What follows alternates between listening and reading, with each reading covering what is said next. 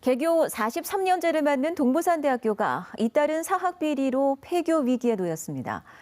지난달 한 학교 법인 대표가 이 대학을 인수하겠다고 나섰는데요. 근데 학교 내부에선 논란이 일고 있습니다.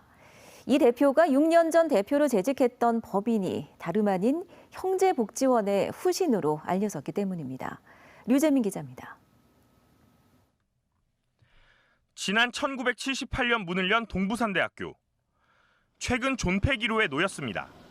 지난 2012년 전 총장이 학생 수를 부풀려 25억 원가량의 국가 지원금을 부당하게 받았다 적발된 데다 2014년엔 80억 원을 횡령한 법인 이사장 등의 사학 비리까지 겹쳐 극심한 재정난을 겪으며 지난해부터 폐교 수순을 밟고 있기 때문입니다.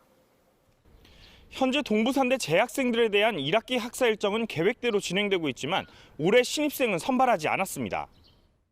지난달 말 한 학교법인 이사장 A씨가 190억 원을 조성해 위기에 놓인 동부산대를 인수하겠다고 나섰습니다. 하지만 새 주인을 반겨야 할 학교 내부에선 때 아닌 도덕성 논란이 제기됐습니다. A씨가 지난 2014년 대표로 몸담고 있던 사회복지법인 느헤미야의 전신은 다름 아닌 인권유린의 참상이 벌어진 형제복지원. 또 지난 2017년 느헤미야 청산 과정에서 실로암의 집을 자신의 다른 법인에 헐값 매각했다는 의혹도 제기됐습니다. 학교 집행부 등 일부 구성원들은 이를 문제 삼아 반대하고 있지만 대학 정상화를 바라는 교수협의회와 노조 등은 문제가 없다는 입장입니다.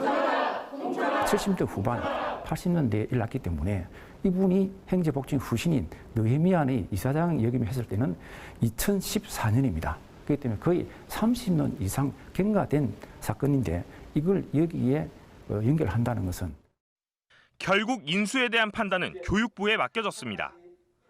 교육부 사학분쟁조정위원회가 적격 의견을 낼 경우 정식 인수 절차가 진행되지만 부적격 의견을 낼 경우 폐교가 불가피합니다.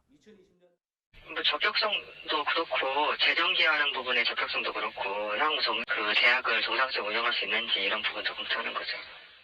학령 인구 감소에 따라 지역 대학들의 구조조정 압박이 커지고 있는 가운데 불거진 이번 논란이 어떻게 결론 날지 관심이 모아지고 있습니다. MBC 뉴스 류재민입니다.